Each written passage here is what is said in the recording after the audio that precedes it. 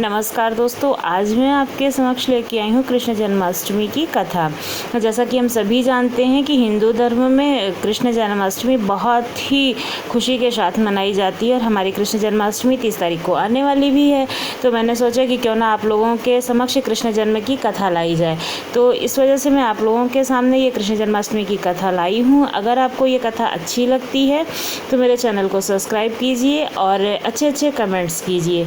तो चलिए शुरू करते हैं। कृष्ण जन्माष्टमी का जो पर्व है, हिंदू पौराणिक कथाओं के अनुसार इस दिन जगत के पालनहार श्री हरि कृष्ण का 8वां अवतार माना जाता है। यह जो है भादो मास के कृष्ण पक्ष की अष्टमी तिथि को मनाया जाता है, जिस कारण इस तिथि को जन्माष्टमी के रूप में हम लोग मानते हैं। जन्माष्टमी के दिन लोग व्रत भी रखते हैं और कन्हैया के जन्म की खुशी भी मनाते हैं। भक्त आधी रात को कन्हैया का श्रृंगार करते हैं, उन्हें भोग लगाते हैं और पूजा अर्चना करते हैं। इसके बाद श्री कृष्ण के जन्म की कथा सुनाते हैं। तो चलिए हम लोग भी कथा सुनते हैं।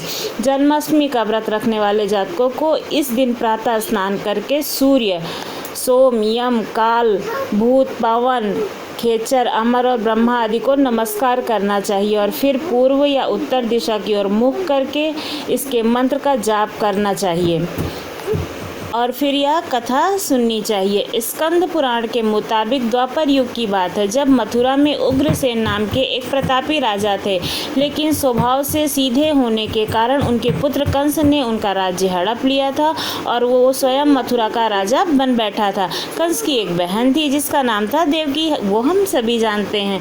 कंस उनसे बहुत प्रेम करते थे। देवकी का विवाह वासुदेव के साथ तय हुआ था, जो कि विवाह संपन्न होने के बाद कंस स्वयं ही रथ हाँकते हुए बहन को ससुराल छोड़ने के लिए जा रहा था। जब वह बहन को छोड़ने के लिए जा रहा था तभी एक आकाशवाणी हुई, देवकी और वासुदेव की 8वीं संतान कंस की मृत्यु का कारण बनेगी। यह सुनते ही कंस बहुत ज़्यादा क्रोधित और भयभीत हो गया और देवकी और वासुदेव को मारने के लिए जैसे ही आगे बढ़ा तभी वासुदेव ने वह देवकी को कोई नुकसान न पहुंचाए, इसलिए आगे बढ़कर उसको रोका और कहा कि वह स्वयं ही देवकी की 8वीं संतान कंस को सौंप देगा। इसके बाद कंस ने वासुदेव और देवकी को मारने के बजाय कारागार में डाल दिया।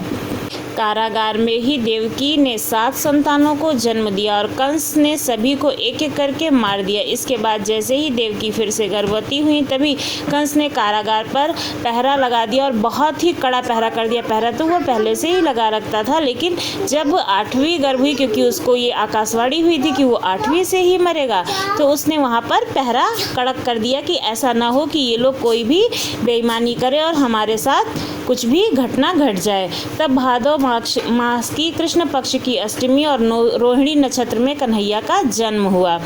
तभी श्री विष्णु ने वासुदेव को दर्शन देकर कहा कि वह स्वयं ही अपने पुत्र के रूप में उनके पुत्र के रूप में जन्म लिए हैं।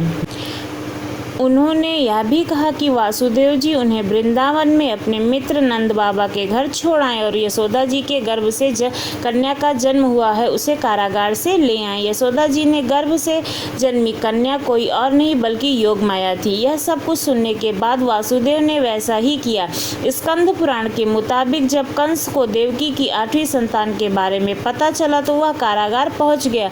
वहां उसने देखा कि 8वीं संतान तो कन्या है, फिर भी वह उसे जमीन पर पटकने लगा।